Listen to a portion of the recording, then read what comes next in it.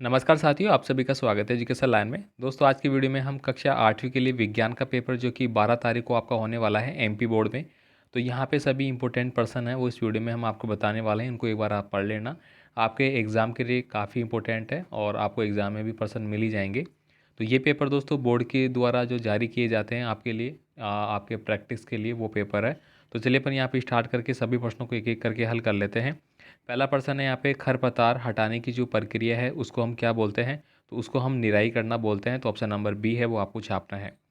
आगे देखिए यहाँ पे, अगर ये प्रश्न आपका आता है कि हाइड्रा में प्रजनन होता है, तो हाइड्रा में जो प्रजनन की प्रक्रिया है वो मुकुलन के द्वारा होती है। तो ऑप्शन नंबर ए आप लिखेंगे। आगे देखिए यहाँ पे, थर्मोस्टिक प्लास्टिक का उदाहरण क्या है? तो यहाँ पे बेकेलाइट है वो आपका सही आंसर हो जाता है। आगे देखिए, ईंधन के अपूर्ण दहन से कौन सी गैस है वो उत्पन्न होती है? तो ईंधन के अपूर्ण गैस से कार्बन मोनोऑक्साइड गैस उत्पन्न होती है। तो यहाँ पे ऑप्शन नंबर बी है वो आप टिक मार्क करेंगे। आगे, धनुष को खींचने के लिए धनुषधर द्वारा लगाए गए बल का जो उदाहरण है वो क्या होगा?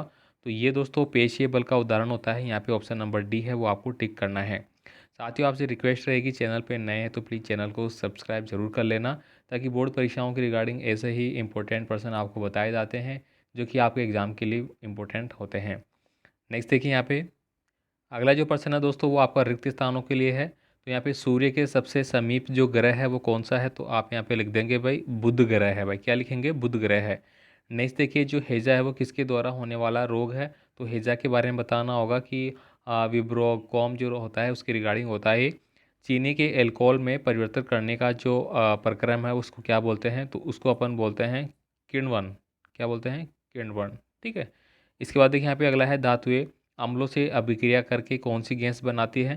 तो दोस्तों वो बनाती है हमारी हाइड्रोजन। ठीक है। तो आप यहाँ पे क्या लिखेंगे? Hydrogen gas. ठीक है, हाइड्रोजन गैस आप यहाँ पे लिखेंगे। ठीक है। आगे देखिए यहाँ पे, अति लघुतात्मक प्रश्न आपके आएंगे। इसमें देखिए, स्थिर वैद्युत बल किसे कहते हैं? तारामंडल किसे कहते हैं?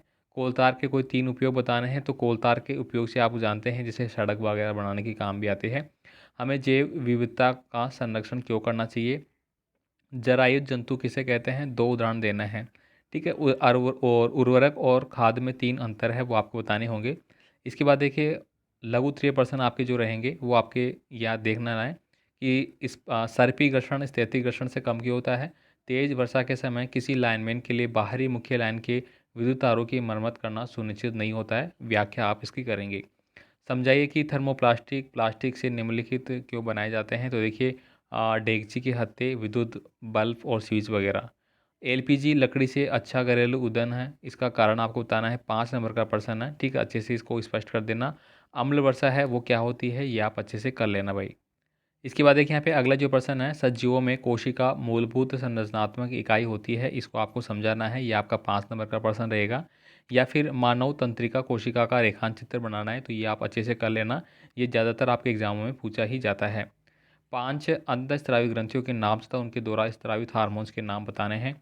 यौवन और आरंभ अवस्था से होने वाली शारीरिक परिवर्तनों की सूची बतानी है। तड़ित से अपनी सुरक्षा के कोई 5 उपाय आपको लिखने होंगे।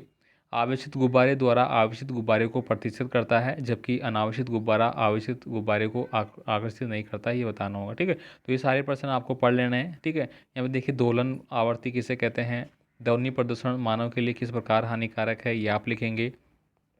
और केलाइडोस्कोप की रचना का वर्णन करना है, केलाइडोस्कोप का एक उपयोग लिखना है। या फिर आप मानव नेत्र का नामांकित चित्र बना सकते हैं। या फिर परावर्तन के नियम आपको लिखना होगा। तो ये आप यहाँ पे करेंगे। नेक्स्ट प्रश्न देखें। अगला प्रश्न देखिए यहाँ पे, क्या आप नींबू के अचार को एल्यूमिनियम पात्रों में रख सकते हैं? स्पष्ट करना है। सोडियम और पोटेशियम को मिट्टी के तेल में क्यों रखा जाता है? तो ये बताना होगा। कई बार बताया हुआ है। सोडियम और पोटेशियम क्या है? अत्यधिक क्रियाशील पदार्थ जो है वो धातु होती है। तो ये क्या होती है? ऑक्सीजन के संपर्क में और जल के संपर्क में आते ही आग पकड़ लेती है, इसलिए इनको मिट्टी के संपर्क में रखा जाता है। ठीक है, मिट्टी वाले तेल के, सॉरी। धातु और अधातु में आपको निम्नलिखित गुणों के आधार पर अंतर स्पष्ट करना है कि दिखावट के आधार पर, कठोरता के, आघातवर्धनीयता के, तन्यता के और ये सब। ठीक है। एल्यूमिनियम की पन्नी का उपयोग खाद्य सामग्री को लपेटने में क्यों किया जाता है? आपने देखा होगा कि जब हम टिफ़िन बॉक्स ले जाते हैं तो एल्यूमिनियम की फॉइल उसमें लपेट दी जाती है, ताकि बाहर से वातावरण का उस पर इफेक्ट ना पड़े और हमारा खाना वो गर्म का गर्म रहे, है ना। पेयजल क्या होता है? जल को शुद्ध कैसे किया जाता है? जल प्रदूषण के कोई 2 कारण लिखना है।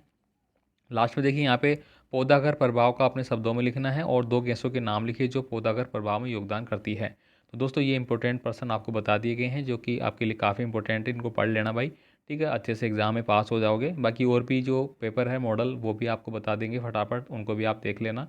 मिलते हैं अगले पेपर के साथ। धन्यवाद।